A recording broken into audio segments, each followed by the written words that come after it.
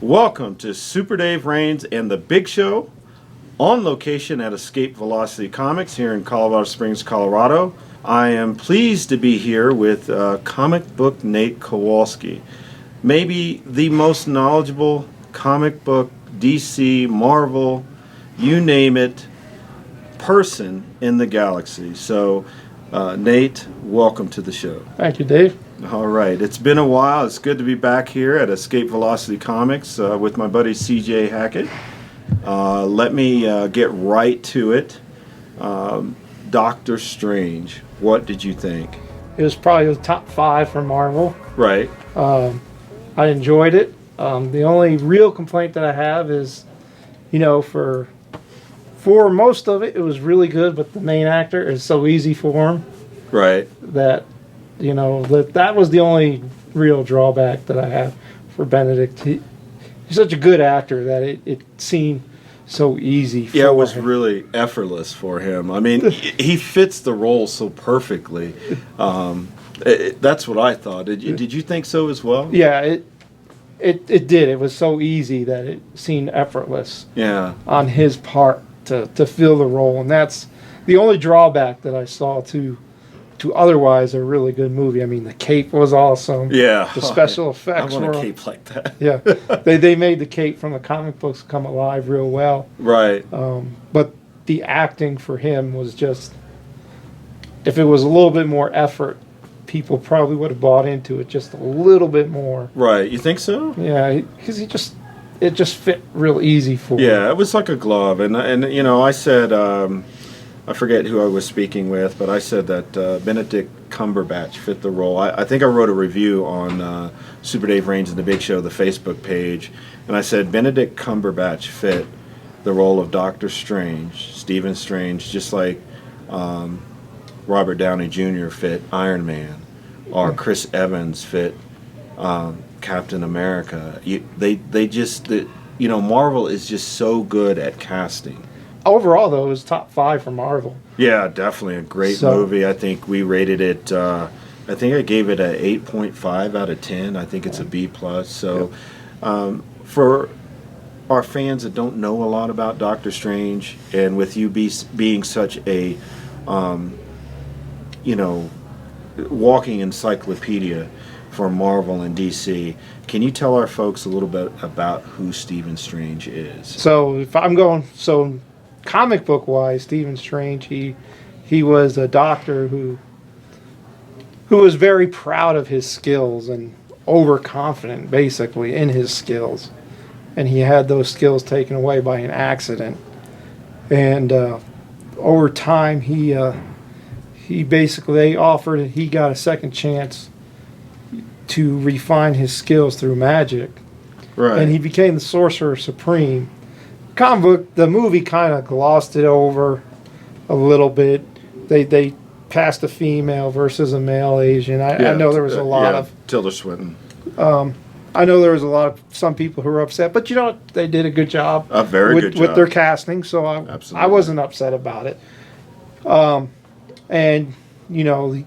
in the comic books, there's a lot of he doesn't spend as much time on Earth. He does if there's events that happen on Earth, but he spends more time in mystic realms, and so his battlefields don't usually take place on Earth.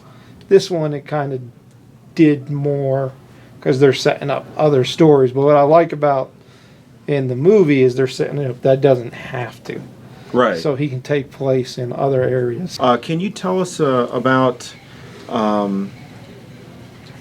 the main villain in the movie Doctor Strange, and the mystical dark realm and the villain that resides? What is his name? Tomorrow. Tomorrow. How they pronounce. Yeah, because I think there wasn't a lot of explaining on that. So, in the movie, they kind of made it like his partner, her partner that kind of went bad over time. Yeah, Mad Mikkelsen's character. In the comic books, it wasn't so much that he was already bad by the time Doctor Strange had come around. Right. So in this case, it was more of a jealousy because she picked Doctor Strange over him to be his future partner, and Right. that's where they drifted a bit. But for sake of movie time and building a backstory, it worked well. Yeah, I thought so too. So I wasn't. That worked well for bringing people in. That's what I like about what Marvel has done with their movies is they take a 2-hour block and they build you a good backstory. So you don't have to know all the comic books. Right. You can just go in, sit down for 2 hours, and you're like, I got a halfway decent backstory. Right, exactly. And I can plug in. Right. And I don't have to know 30 years of comic book history or more to enjoy what's going to be next. Right, exactly. So tell us about Dormammu. So he is actually as powerful, or sometimes depending on what tricks he learns, more powerful than Doctor Strange. Right. Depending on his tricks of the trade. Yeah, but I thought in the Dark Realm, when he faced basically a god-type being, you know, you're saying that Doctor Strange is on that level? Not really. He's not. But he is the Guardian. So Okay. in all the right. comic books, he keeps them at bay. Oh, I see. Okay. In the movie, they haven't. That's what I'm saying. Where do you? They want haven't me- really developed that story. Yeah. So that's what I'm saying. In the comic books, he has the Defenders that he'll call upon Right. or whatever. So that's what I'm saying. Where do you want to stick, movies or comic books? Well, I would like to get into a little bit of both. So in the movies, Especially- they haven't especially developed. the movie. So in the movies, that's what I'm saying. They've opened it up to where he could build the Defenders. Okay. That's what it looks like to me.